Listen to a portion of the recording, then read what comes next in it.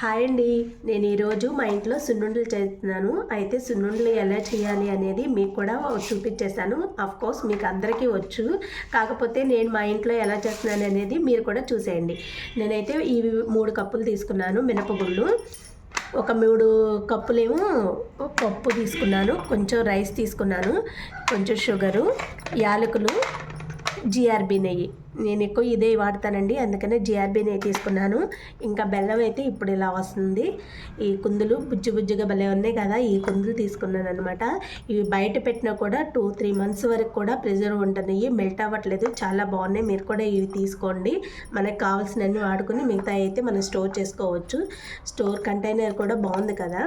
ఇప్పుడు ఎలా చేయాలో చూసేద్దాం. చిన్న చిట్కా చెప్తాను ఏంటంటే, మనం ఈ మినపగుళ్ళు కడుక్కొని ఎండబెట్టుకుని తర్వాత వాటిని ఎండిన తర్వాత వేపుకునే కన్నా కూడా నేనేం చేస్తానంటే, అంత టైం లేదు కనుక నేనైతే ఒక వెట్ క్లాత్ తీసుకున్నాను. ఈ క్లాత్లో కొంచెం కొంచెం వేసేసి వీటిని బాగా తుడిచేసేస్తే వాటి మీద ఉన్న డస్ట్ అంతా ఏమన్నా ఉన్నా కూడా పోయిద్ది.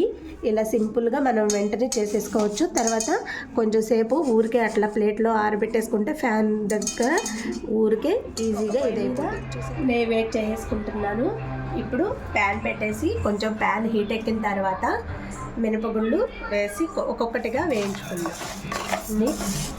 ఇలా వేయించేసుకుని ఇవి కొంచెం వేగిన తర్వాత అప్పుడు మినపప్పు వేసేస్తున్నానండి.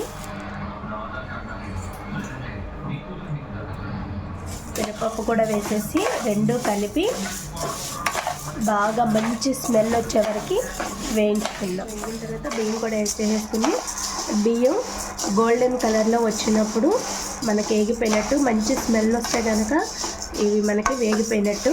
మీడియం ఫ్లేమ్లో పెట్టి వేయించుకుంటే అన్నీ ఈవెన్గా వేగుతుందండి. లేదంటే కనుక హై ఫ్లేమ్లో పెడితే కిందే మాడిపోయి పైన అన్నీ కూడా అంటే పైకి కలర్ బాగా వేగిపోయినట్టు మాడిపోయినట్టు కనబడితే లోపలైతే పచ్చిగానే ఉంటాయి. అందుకే మీడియం ఫ్లేమ్లో పెట్టి ఇలా తిప్పుతూ కలుపుతూ వేయించుకుంటే ఈవెన్గా వేగుతుంది. సరేండి, కలర్ గోల్డెన్ కలర్లోకి వచ్చినాయి, అన్నీ ఈవెన్గానే ఉన్నవి, ఎక్కడా కూడా బాగా మాడినట్టు అలా ఏం లేదు, అన్నీ ఈవెన్గా ఫ్రై అయిపోయినాయి. ఫ్రై చేసిన ప్యాన్లో ఉంచితే మొత్తం ఆ హీట్కి కూడా మాడిపోతాయి అని చెప్పేసి నేను వేరే ప్లేట్లోకి ట్రాన్స్ఫర్ చేసి ఇలా ఆరబెట్టేశాను. ఇవి ఆరిన తర్వాత పూర్తిగా చల్లారిన తర్వాత మాత్రమే మిక్సీ పట్టాలి, లేదంటే పిండి చేదొచ్చేసింది. ఈ లోపు నాకు ఆకలి వేసేస్తుంది, అన్నం తినొచ్చేసినాయండి. ఈ చల్లారిపోయినాయి ఇప్పుడు మిక్సీ జార్లో వేసుకుని కొంచెం బరగ్గా మిక్సీ పట్టాలి.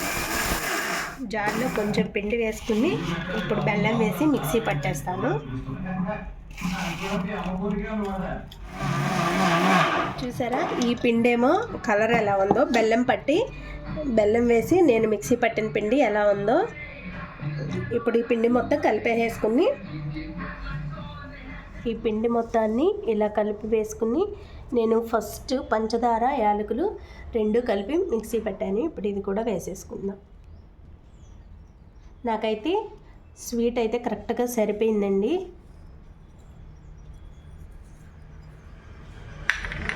ఇప్పుడు దీన్ని బాగా కలిపేసుకుని కొద్దిగా నెయ్యి పోసుకుంటూ ఉండలు చుట్టుకోవాలి.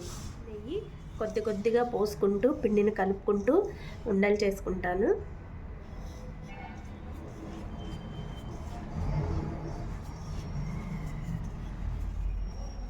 మంచి స్మెల్ వస్తుంది, చూసారా.